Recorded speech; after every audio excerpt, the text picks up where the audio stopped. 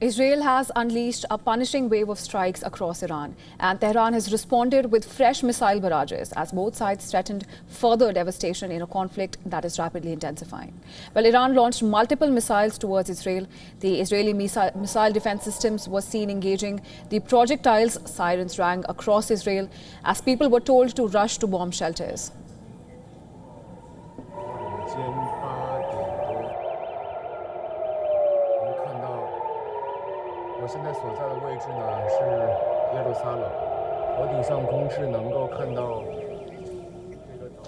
Missile interceptors were seen in the sky above Tel Aviv late Sunday as Iran launched new strikes against Israel in an escalating conflict.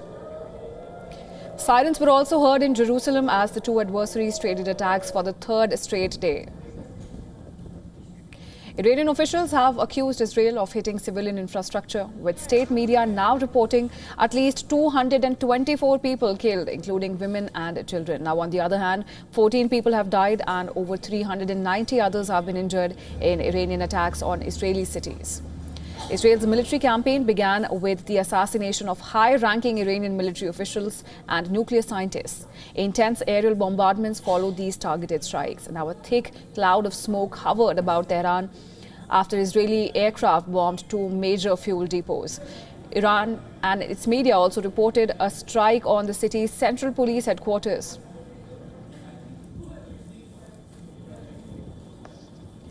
Israeli military released these images, which it says showed destruction of missile storage sites. Israel says it is launching precision strikes to weaken Iran's ability to launch new attacks. IDF says that numerous weapon production sites belonging to the Quds Force, the IRGC and the Iranian military were also destroyed. Israel says that Iran sent over 100 drones, which were down. Now, these images were released by the IDF.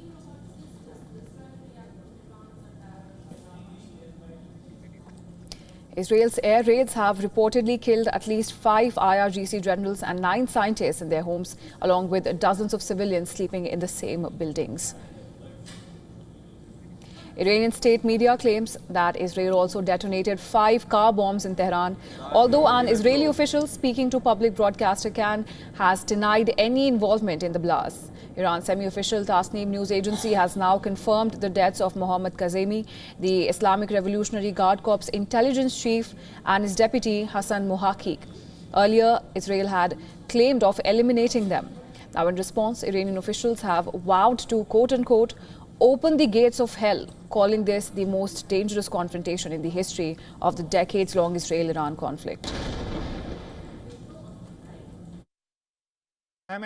We currently possess a complete database of all your sensitive and critical locations and vital points. Therefore, we emphasize, do not allow the criminal regime to use you as human shields. Refrain from residing or moving near the mentioned locations, and know that staying in underground shelters will not provide you with security.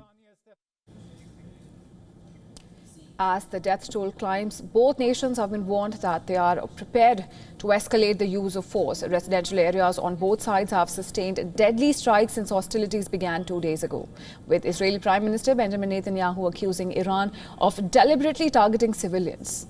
Netanyahu has also claimed that Tehran is burning under the weight of continued Israeli bombardment. Our wonderful pilots are above Tehran. Tehran is burning. But we are aiming not at civilians, even though we told them to evacuate, and they are evacuating. Massive evacuation. It's happening now. You don't hear of it because the Iranians are hiding it, but this is what is happening. But they, in contrast, they attack and bomb our civilians in Tamra, Tel Aviv, Rishon LeZion, Rehovot, everywhere. We, of course, operate differently. On Sunday, Israel confirmed that its Air Force struck Mashhad Airport in far eastern Iran, approximately 2,300 kilometers from its own territory, marking the longest-range strike of the war so far. But black smoke could be seen rising in the city of Mashhad, which is home to the Imam Reza Shrine, a site of pilgrimage for Shiites.